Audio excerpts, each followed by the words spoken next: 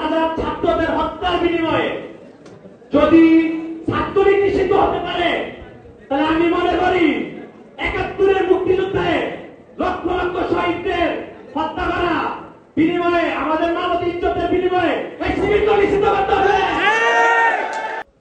সকল শহীদদের স্মরণে আজকে গাজীপুর মহানগর ছাত্রদল কর্তৃক আয়োজিত এই স্মরণ সভার সভাপতি, গাজীপুর মহানগর ছাত্রদলের সংগ্রামী সভাপতি রোহনুজ্জামান শুকুর ভাই।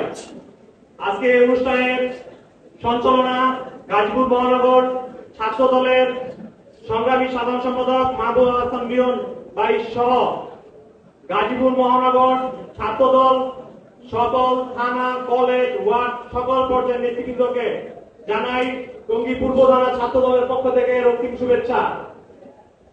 আসসালামু আলাইকুম। আমরা বিভিন্ন মিডিয়াতে দেখেছি, আমরা একটা বিগত দিন ৫ আগস্টের আগে একটা আন্দোলন করে আজকে আমরা এই জায়গায় বক্তব্য দিতে পারছি। এটা আমাদের সকলের আন্দোলন সংগ্রামের ফলে, এটা কারো একা ব্যক্তির অর্জনে হয়নি। সকল সংগ্রামী শহীদদের সকলের বিনিময়ে আজকে আমরা এই জায়গায় উপস্থিত। কিন্তু কিছু দোসররা বলে তারা নাকি এক আন্দোলন করছে। আমি বলতে চাই, সেই ১৬ জুলাই থেকে ৪ আগস্ট পর্যন্ত চৌরাস্তা বন্ধ ছিলাম আন্দোলন সংগ্রামে। কখন করেছিলেন? আমি বলতে চাই ১৬ জুলাই, ১৭ জুলাই, ১৮ জুলাই বিএনএফ ছিলাম, ছাত্রদের সাথে ছিলাম আমরা, ছাত্রদলের সকল পর্যায়ের নেতৃবৃন্দ।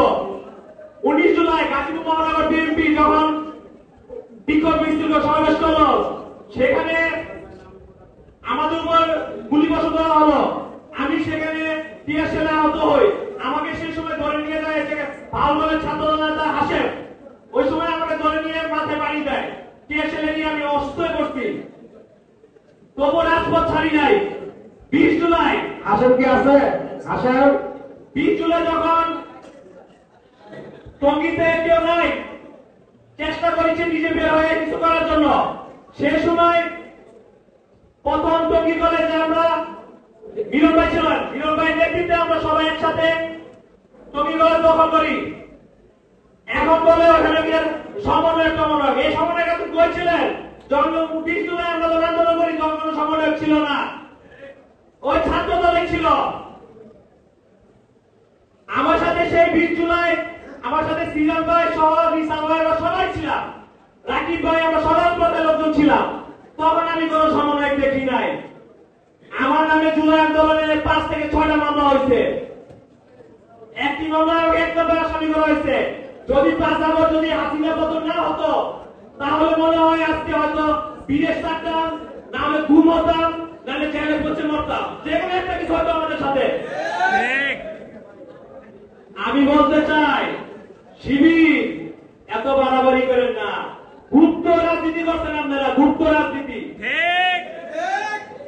ওই আম্মাজান ছোড়াদের আমলে আম্মাজান করছেন, এনাটাকে এখন বলে আমরা সমন্বয়ক।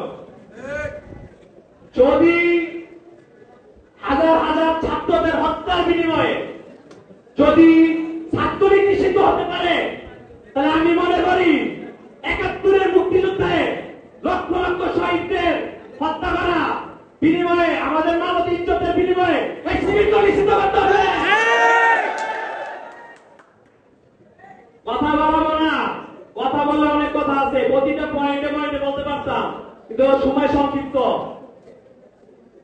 যে কোনো প্রয়োজনে আমরা আবারও মাঠে আছি।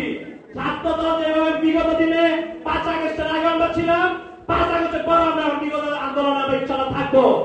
ইনশাআল্লাহ রোহনুজ্জামান শুকুর ভাই এবং মিলন ভাই নেতৃত্বে এই গাজীপুর মহানগর ছাত্রদল আমরা ঐক্যবদ্ধ। আমি আমার কথা বলবো না, সকলের সুস্বাস্থ্য দ্বিতীয় কামনা করে আমি আমার বক্তব্য এখানে শেষ করছি। আল্লাহ হাফেজ। বাংলাদেশ জিন্দাবাদ, বাংলাদেশ জাতীয়তাবাদী ছাত্রদল জিন্দাবাদ, শহীদ জিয়া অমর হক, দেশনেত্রী বেগম খালেদা জিয়া জিন্দাবাদ, তারুণের অঙ্গ তারেক রহমান জিন্দাবাদ। ধন্যবাদ সবাইকে।